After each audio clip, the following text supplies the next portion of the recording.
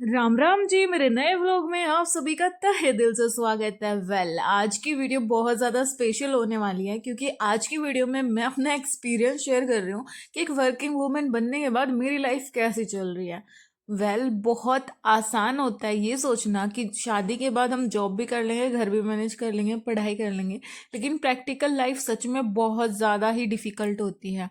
हमें लगता है कि अभी हम बहुत ज़्यादा मेहनत कर रहे हैं अपने गोल को अचीव करने के लिए, दिन रात एक करके पढ़ाई कर रहे हैं, बहुत ज़्यादा स्ट्रगल कर रहे हैं, लेकिन यकीन मानिए जॉब लगने के बाद आपका ये स्ट्रगल 200% बढ़ने वाला है। मतलब कहने का सीधा सीधा तात्पर्य ये है कि अब घर के काम करते हुए आप 7 से 8 घंटे अपनी पढ़ाई के लिए नहीं निकाल पा रहे हो, तो मुझे एक बात बताइए कि जब आपकी जॉब लग जाएगी तो 7-8 घंटे के साथ आप अपनी घर गृहस्थी कैसे मैनेज करोगे। मुझे सच बताऊं, लगता था कि जब मेरी जॉब लग जाएगी तो लाइफ बहुत स्मूथ हो जाएगी, हाथ में 2 पैसे रहेंगे, सेल्फ कॉन्फिडेंस रहेगा और ज़िंदगी बहुत बढ़िया तरीके से चलेगी। लेकिन जॉब लगने के बाद सच में मेरी लाइफ बहुत ज़्यादा हेक्टिक हो गई है।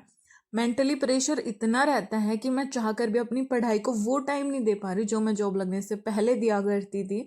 और साथ ही साथ फिजिकली तो आप पूछो ही मत।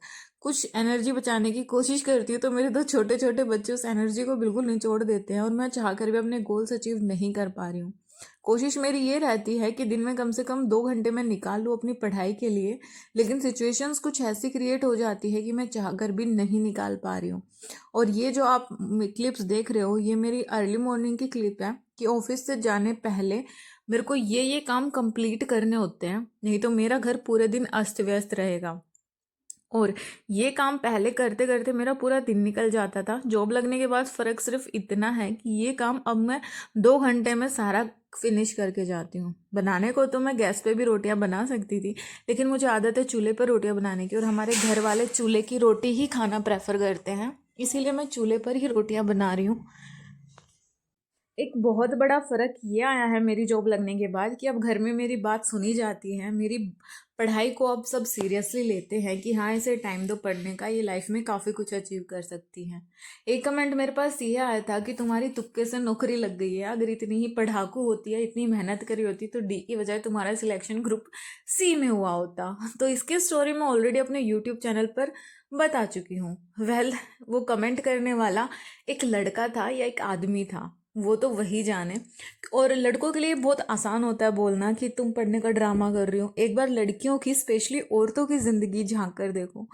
एक हाउसवाइफ पूरे घर को मैनेज करती है, साथ में अपनी पढ़ाई भी कंटिन्यू करती है। ये सच में बहुत बड़ा डिसीजन होता है और मैं बार बार अपनी मजबूरियों का रोना यहाँ नहीं रोऊंगी। मैं इस बारे में वीडियो ऑलरेडी बता चुकी हूँ, अपनी सिचुएशंस के बारे में, कि उस टाइम जब सीईटी का, ग्रुप सी का एग्ज़ाम हुआ तब मेरी सिचुएशन क्या थी। और बार बार तो मैं किसी को प्रूफ करूँगी नहीं कि मेरे अंदर क्या कैपेबिलिटी है, कितनी कैपेबिलिटी है।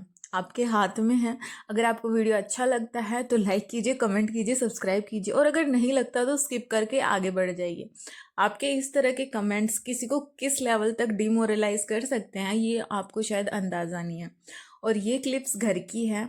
मेरे जॉब जाने के बाद मेरे बच्चे कुछ इस तरीके से मस्ती करते हैं और मैंने इनको बोला था कि कुछ भी स्पेशल मोमेंट हो तो रिकॉर्ड कर लिया करो। मैं व्लॉग के माध्यम से आप लोगों से शेयर करूंगी और मुझे भी तसल्ली रहेगी कि मेरी जॉब जाने के बाद मेरे बच्चे अच्छे से मैनेज कर रहे हैं। धीरे धीरे इनको भी आदत पड़ रही है वर्किंग मोम की, और मैं खुश हूँ कि मैं एक वर्किंग मोम हूँ, ताकि मैं अपने बच्चों के सामने एग्जाम्पल सेट कर सकूँ कि अगर सपने देखने की हिम्मत है तो उन्हें पूरी करने की हिम्मत भी ज़रूर रखनी चाहिए। क्योंकि सपनों का कोई स्विच ऑफ नहीं होता। आपको सपने देखे हैं तो उसकी जिम्मेदारी भी खुद को ही लेनी पड़ेगी कि जो सपने मैंने देखे हैं मुझे खुद अपने आप से ही पूरे करने हैं। जॉब से घर वापस आने के बाद मेरी सबसे पहली प्रायोरिटी रहती है मेरे बच्चों की पढ़ाई, क्योंकि अभी वो उस दौर से गुजर रहा है जब उसका दिमाग बिल्कुल डेवलपिंग स्टेज में है, और अगर अभी से उसने अपनी पढ़ाई पर कमांड बना ली तो इन फ्यूचर उसको प्रॉब्लम्स नहीं होने वाली। लेकिन अगर वो अभी भटक गया तो उसको जाके बहुत ज़्यादा प्रॉब्लम्स आगे क्रिएट होने वाली है। हमारे बचपन में हमें ऐसी गाइडेंस देने वाला कोई भी नहीं था, इसीलिए हमारे सामने बहुत ज़्यादा प्रॉब्लम्स आई। सबसे बड़ी प्रॉब्लम तो अपना कैरियर डिसाइड करने में थी कि आखिर करना क्या है। और सबसे बड़ा कन्फ्यूज़न 10th के बाद था कि क्या लेना है। हमारे टाइम में वो दौर था कि अगर 10th में बहुत अच्छे नंबर हैं तो ये बच्चा इंटेलिजेंट है, इसे मैथ साइंस लेना चाहिए, और अगर किसी के बहुत कम नंबर है तो वो सीधा 8 में चाहिए। What is weather? Weather is the day-to-day change is the condition of air or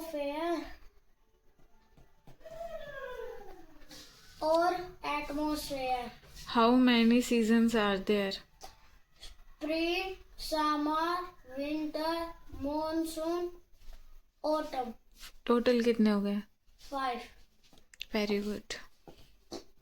well अब ये मिथ टूट चुका है और मैथ साइंस आर्ट कॉमर्स वाले सब एक ही लाइन में खड़े हैं और सब अपनी बेरोजगारी और फाइनेंशियल स्टेट सही करने के लिए स्ट्रगल कर रहे हैं।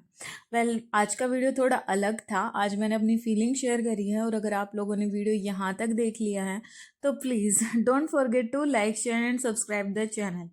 थोड़ा सा टाइम मैं लुक छुप के निकाल ही लेती हूँ अपनी पढ़ाई के लिए और फिलहाल मैंने एचटेट की PYQ की बुक खरीदी थी वहीं से PYQ लगा रही हूँ। अपने आप को देख रही हूँ कि जो मैंने पढ़ लिया है उसमें मैं समझ भी पा रही हूँ या नहीं समझ पा रही हूँ, क्वेश्चंस मेरे से हो भी रहे हैं या नहीं हो रहे हैं। ऐसे तो टाइम बहुत कम मिलता है पढ़ने का, लेकिन ऐसे ही मोमेंट्स चुरा कर मैं कभी कभार पढ़ती रहती हूँ। बेटी मेरी धीरे धीरे सब मैनेज कर रही है, शायद इसका बचपन और भी ज़्यादा खूबसूरत हो सकता था और मैं इसे बनाऊंगी। मिलती हूँ नेक्स्ट वीडियो में। जय बाबा की।